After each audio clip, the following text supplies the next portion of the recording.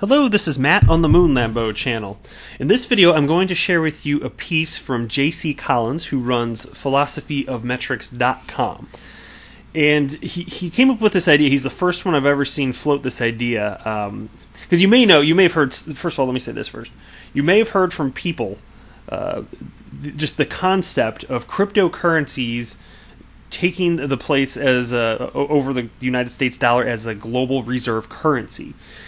J.C. Collins came up with the idea, and he said with the blend of interledger protocol and XRP in particular, you might not actually have a global reserve currency in the future at all. There may no longer be a need for it. And so if you've heard me in the channel in the past, there's a few times I've mentioned in a truly liquid world, I said I'm not completely certain necessarily that you would need to have a global reserve, and maybe you still do, because this is an idea that he's floating, and he seems to think that this is the likely outcome here, what I'm going to share with you here. But if not, certainly crypto would make more sense, because if it's a decentralized asset that has global value just because humans decide it's worth something, I'm concerned. I don't know if it's going to happen in my lifetime, but I don't know that the United States dollar is going to be the reserve currency forever. And and history shows there have been a number of global reserve currencies in the past. The United States dollar is not the first one, and time passes, things change, and it doesn't last. And also, fiat currencies tend to not last. Historically, the average fiat currency I think lasts something like 28 years. So the United States dollar is well past that, and there are many others out there. And not that I want them to go away. I'm not even saying that. I think the United States dollar has major staying power. For how long, don't know.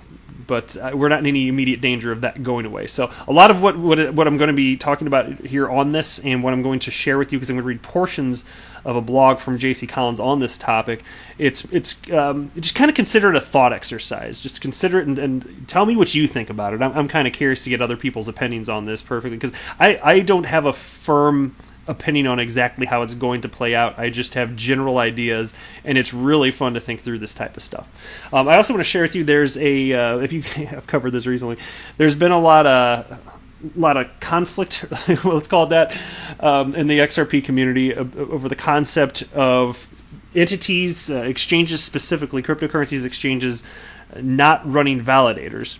And there is a cryptocurrency exchange, and I'm going to share the information with you, that because of that controversy stirred up on Twitter through the XRP community, they actually launched their own validator. Pretty cool stuff, right?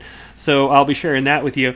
And then there's a piece, I want to share this in the same video because it kind of relates to the concept of a changing world, but there's a piece from Cointelegraph about Bitcoin being unstoppable. So just cryptocurrencies and how it's impacting the world, and then just kind of put it all in context, and then we'll wrap up the video from there. But before we get going here, if you would please delicately tap that like button, and if you're a fan of Ripple and XRP, go ahead and subscribe, because this is a XRP-centric channel, and you are welcome here. All right. So anyway, what I got on the screen here, this is J.C. Collins' Twitter profile. If you want to go ahead and follow him if you're interested, especially after what I read to you. You might like this. So here's his website, philosophyofmetrics.com, and I would like to point out, if you look in the bottom left of the screen here, support this site with Coil. Bam! I like seeing that. Anyway, so this piece is titled, and it's from April 9th of 2018, so it's not brand new, but I don't see people talking about this a lot, so I wanted to share something with you a little bit different from what you might be reading just in general in the news on crypto today. And so there's just a couple parts of this I want to read. I want to read this first couple sentences here just to get the ball rolling.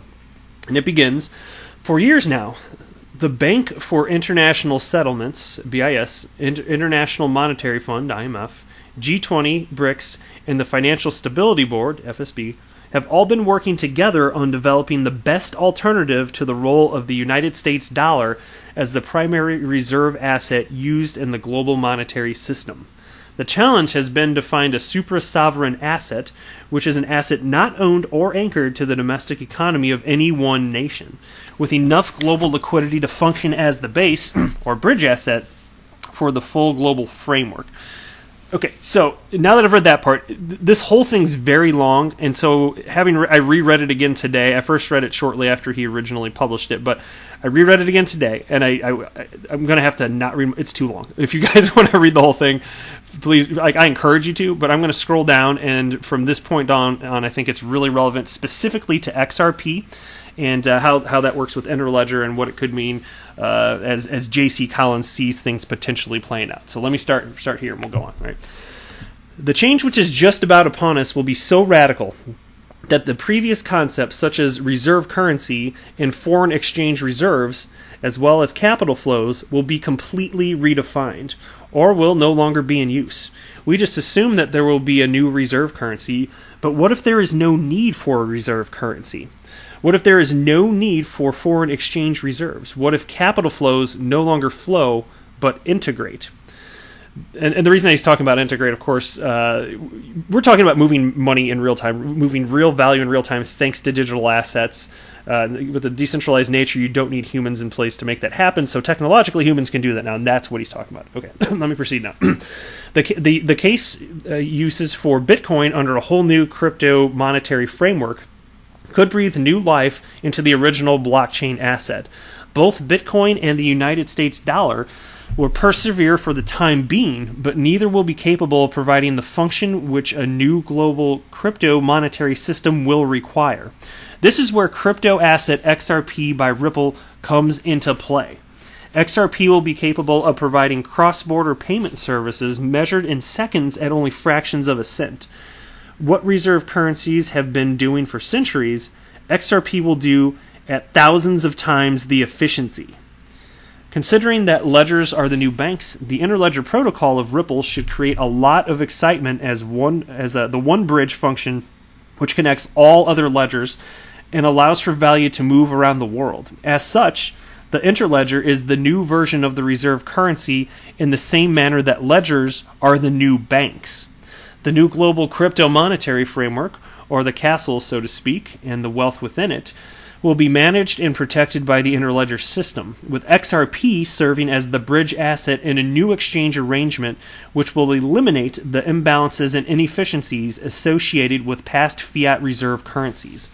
Those businesses, banking, and academic interest which have moved from empire to empire will no longer have control as the fully decentralized XRP Interledger expands. Not even Ripple will have influence or control over the Interledger once more non-Ripple validators are added. Funny enough, I'm bringing that up in this video after I finish reading this. Anyway, he continues though. Each ledger which joins the Interledger can have its own validator. This would be the distribution of fairness within the architecture. Consider, if decentralized ledgers are the new banks, then by default of definition, the Interledger would be the decentralized world bank which makes it all possible. Except in this case, no one nation with a dominant reserve currency can control it through hegemonic business and banking practices. While a decentralized XRP guards the castle gate, the new crypto USD and Bitcoin, and those who attempt to control and manipulate both will not be allowed to corrupt the new global crypto monetary system and cause an unfair, undeserved, and imbalanced movement of wealth and value to the places which convenience them most. The full system will be protected by the XRP Interledger through blockchain sword and spear. It is inevitable that each nation's central bank will develop their own ledgers and hold other cryptos in what is now called the foreign exchange reserve accounts. Does China want to exchange crypto RMB for crypto USD? It will do so through using XRP as the exchange asset. The Federal Reserve wants to hold Bitcoin in its own foreign exchange reserve account. It will have to exchange crypto United States dollar for Bitcoin first by using XRP as the exchange asset. XRP will be the bridge asset which serves to connect all assets and ledgers through the Interledger protocol. The unpopular truth, which most do not see during this early time of adoption, is the total dominance which XRP will attain in the future. With payment apps and a whole new micropayment industry emerging, there will come a time when needing anything other than XRP will be forgotten. Shush, don't tell the crown beast. JC. What do you guys think about that? I'm seriously, genuinely curious about your opinions. I haven't talked to too many people about this particular topic. I remember after JC originally released this in April of last year, I remember going through, but it's been such a long time reading through the thread and what people thought about it. I really don't remember. But this piece here had an impact on me enough that I have remembered it to this very date, and it's been over a year since I originally read it, like I said. So it's definitely something. I want to get more opinions. I want to hear more opinions, multiple opinions on this before I feel firmly on something. The way in which he's talking about interledger functioning and XRP result being the mechanism for which you can exchange, that is, generally speaking, that is like Ripple is envisioning that. And so when Ripple is funding entities that would help adoption with the interledger protocol, even if it's not XRP specifically, they believe that XRP is the best means for moving money, and that's why they back projects like that, even if they don't directly benefit XRP. It would long time, because it has to do with the adoption of both, ultimately. It's the big picture type of thing. And so all of that stuff really is not just what JC is saying. That's what Ripple plans as far as XRP being used in conjunction with interledger protocol.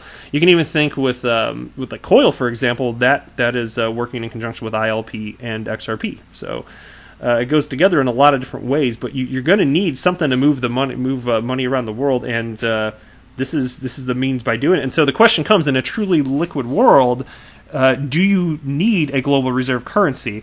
If the answer is yes, why would it be in something that is slow and inefficient like traditional finance? If it's United States dollar or something like that. And then the question is, can it be adapted into crypto? Okay, but then there's still the central control. There are geopolitical influences that are still in play then. Does that actually work? And that's why I tend to think if you just let time pass, I question whether a global reserve currency is ever going to be a fiat currency ever again after the United States dollar. I just question that legitimately.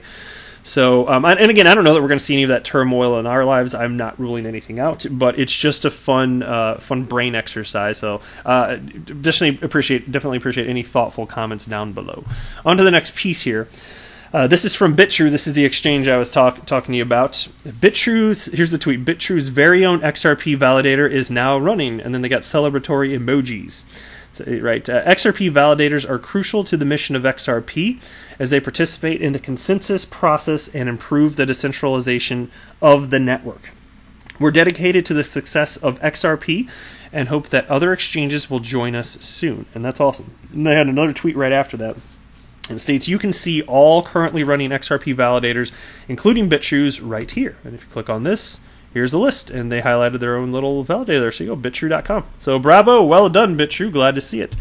I'm glad that you see value in the XRP ecosystem to such an extent that you're willing to host the validator, even though there's no monetary reward. So bravo to you. I like that. And you're going to see more adoption of this, and that's why I think the other day Tiffany Hayden was voicing her concern. Where's all the adoption? Where are the entities that are going to be utilizing validators, XRP validators? And well, first of all, I wasn't terribly concerned, seemingly not to the same degree, because everything is already decentralized. Like the entire XRP network is decentralized, and even if Ripple went away, they have a minority of validators, of course, already. And even if there was like a blip on the radar where, God forbid, the XRP ledger stopped, it would be momentary, and then it would carry on. You just change who's on your unique node list. But Ripple isn't just suddenly magically going to go away and pull all the validators anyway. So that's not something that's even realistic anyway. But regardless, I think that you're going to see more adoption in terms of other entities as they, as the value becomes apparent. You're going to see more entities wanting to run validators. So, anyway, I think basically what I'm trying to get at is my personal belief is that the whole ecosystem is going to take care of itself, because those actors that think that it's valuable will, and I believe that there will always be those that find it valuable and worthwhile. That's just my personal opinion. I don't think that people need to be strong-armed into doing it. Not that anybody's doing that, but they don't need to be strong-armed. BitTrue wasn't strong-armed. They were approached, and the value was explained to them, like, oh yeah, we should do this, and then we think that everybody else should too, and here's why. That's cool. I love that. That is awesome. That's real adoption. Very cool stuff. All right, next here. This is a real quick comment here. This is from at Nadeem Bassett. I don't know if I said that right, but XRP equals future. Tweeted this out and came across it. The supply of XRP on CoinMarketCap changed. It's now 42.83 billion, growing step by step, which of course affects market cap. But I remember when I entered the crypto world about 1 year and 8 months ago, I'm just going from memory, I think that the circulating supply listed was something like 38 billion. So there you go, increasing. Eventually it'll all be out there. All right, next piece here. Oh yeah, this one. I think I might have briefly mentioned this yesterday, but there's been more developments on this Twitter thread here. So there's somebody on Twitter posed the question, what is the use case for a bank in a Bitcoinized world anyway? I've meditated on the subject, and I cannot find a reason for anyone to open a bank account in the first place. And so I responded with 2 points. It's a very short tweet right here. Number 1, loans. Number 2, custody of cryptocurrencies. And that's not an exhaustive list, but there's just a couple off the top of my head. And then somebody named @Bitcoin_help responded, banks are not needed to have custody of Bitcoin. People can do that on their own. I think you're referring to S-word coins instead. Slowly, some new institutions are starting to offer loans in Bitcoin. Banking loans are almost impossible to get approved. And I just read that, and I just kind of like facepalmed a little bit. I just have a completely different outlook on the world. And so I responded via 2 tweets here, which I'm going to share with you now, because I think that that's kind of a silly position that this Bitcoin help guy has. So I responded, not all people will be comfortable holding their own private keys.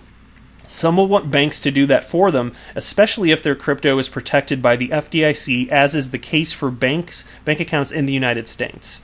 Not all humans want the same thing. If your stance is that new institutions should loan money more willingly to people comparative to traditional banks, I disagree. That would require a new level of reckless lending behavior, and more people would default on loans. Not good. And so I understand conceptually it's possible for decentralized loans to exist in the future, but what does that even look like? Because whose money is being risked if it's decentralized? If it's truly decentralized, then no human should be going through a loan approval process, right? It's more like arbitrarily, here's money. How does that work? How do you decentralize that in a responsible fashion? I don't even know what that algorithm would look like. You know, I can't even imagine. So I don't think we're anywhere near that, but if anybody has additional thoughts on that, please drop it down below, because I find that topic genuinely fascinating. All right, one more piece before I close out the video. This is from Cointelegraph.com, and it's titled, Bitcoin an Unstoppable Force, U.S. Congressman Tells Crypto Hearing. All right. During testimony on July 17th, U.S. Congressman Patrick McHenry, who represents North Carolina's 10th District, told lawmakers directly that attempts to stop Bitcoin were futile. And here's a quote. The world of Satoshi Nakamoto, author of the Bitcoin white paper and vision, and others are building, is an unstoppable force. McHenry runs in sharp contrast to other congressmen making the headlines over Bitcoin, with Brad Sherman again gaining the spotlight after making dubious claims about cryptocurrency's role in crime. Yeah, dubious indeed. That's a euphemism. Others broadly failed to draw a distinction between Bitcoin and permissioned digital currencies, specifically Facebook's Libra project, which formed the initial basis for the hearings. For McHenry, however, legislation or not, Bitcoin will prevail. If it were possible to shut it down, he implied, and an adversary would have already done so at some point since its 2009 inception, we should not attempt to deter this information. Governments cannot stop this innovation, and those that have tried have already failed, he continued. And so I find that fascinating. And there's a part right after this. It has to do with nations. I'm going to read this too. But the bottom line, in terms of adoption of this stuff, like I said before, I'm going to keep saying it. The genie's out the bottle. It's not going away. This is good for the planet. Just regulate the stuff. Just regulate it, and everything's going to be A-okay. It's going to be fine. Moon Lambo says so. You can put a stamp on that and mail it. All right? Anyway, the piece continues here. As Cointelegraph reported, the congressional hearings came as other states are currently coming to grips with the first incarnation of their regulation of Bitcoin and other decentralized cryptocurrencies. Notably, India this week confirmed it was working on official guidelines after a scandal involving what some accepted as a draft law banning cryptocurrency outright appeared earlier. The fallout of the document, which mandated prison sentences for Bitcoin users, resulted in billionaire investor Tim Draper calling the Indian government pathetic and corrupt. So there you go. But I just thought this particular piece, which is from today, in context with what I was reading about global reserve currencies and how cryptocurrencies are going to affect everything, I thought the pieces kind of complement each other. But that's all I got for you in this video. I am not a financial advisor. Do not buy or sell anything because of anything that I say are right. That would be a very, very, very bad idea. Until next time, to the moon, Lambo!